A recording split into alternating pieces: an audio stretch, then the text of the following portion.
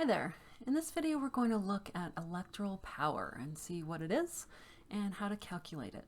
Now in the last video we looked at the popular vote versus the electoral college, and so we found out how to find out the number of electors for each state, and we are following the same rules as we use in the United States government, just with a smaller example. Okay, so first of all, let's talk about what is electoral power. You might think, oh, every person's vote in each state counts equally, but since we have apportioned the number of representatives, and that determines how many electors there are, and then also we've added on the number of senators to get the number of electors, it doesn't come out to where each state, a person in each state has the same voting power, or their vote counts the same. So electoral power is the value of a person's vote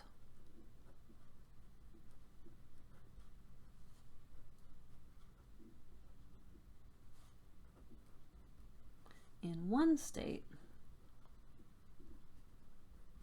compared with another state.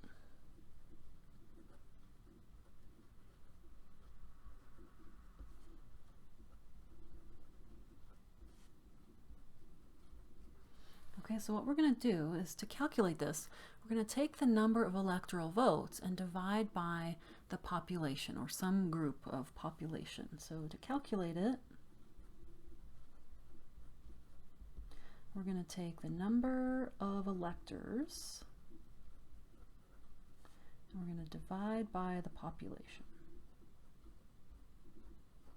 or some group. For example, in this we're going to divide by 25,000 people. And for the United States, you might see a number of electors per million people, something like that. But this is a smaller example. Okay, so let's fill in the numbers we already know, because we've been using the same example. We have our small, medium, and large states with the same populations, and so we divided each of those by 25,000 people in the last video, and this one happens to come out exactly. If it didn't come out exactly, we would just drop any decimals. So this is 3, because 25,000 times 3.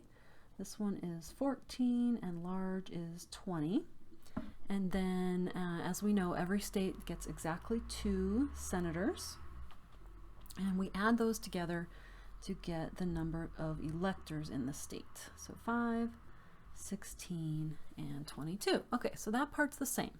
Now is when we get to discover the electoral power. So we take the number of electoral votes and divide by the number of 25,000s we have.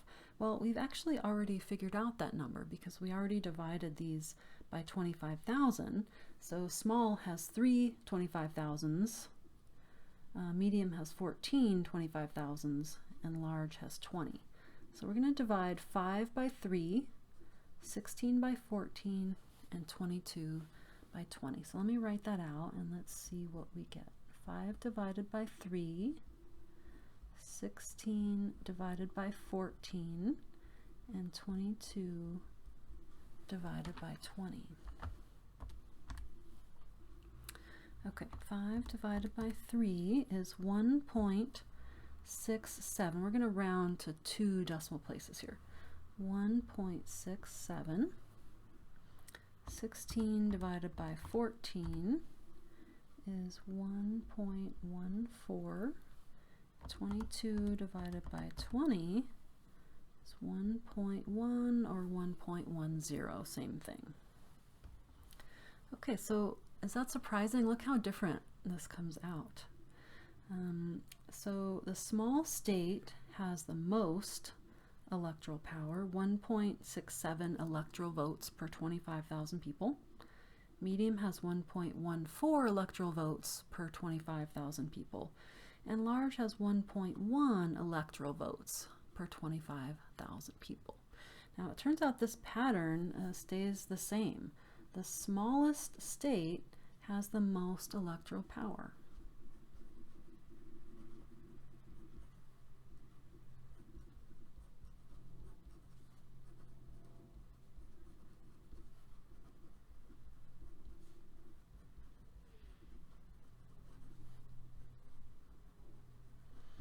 You may have heard that that's one feature of the Electoral College, is that it helps protect smaller states, or helps give smaller states a voice when they might not feel otherwise. So as you can see, this 2, since we're adding a flat 2 for every number, 2 makes a lot bigger difference in a small state with 3 than it does in the large state with 20. So that's what's going on here. The largest state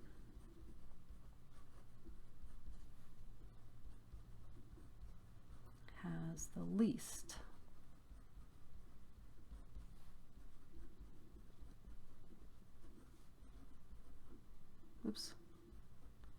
least electoral power. Okay, I hope you found that interesting, and thank you for watching. I'll see you in the next video.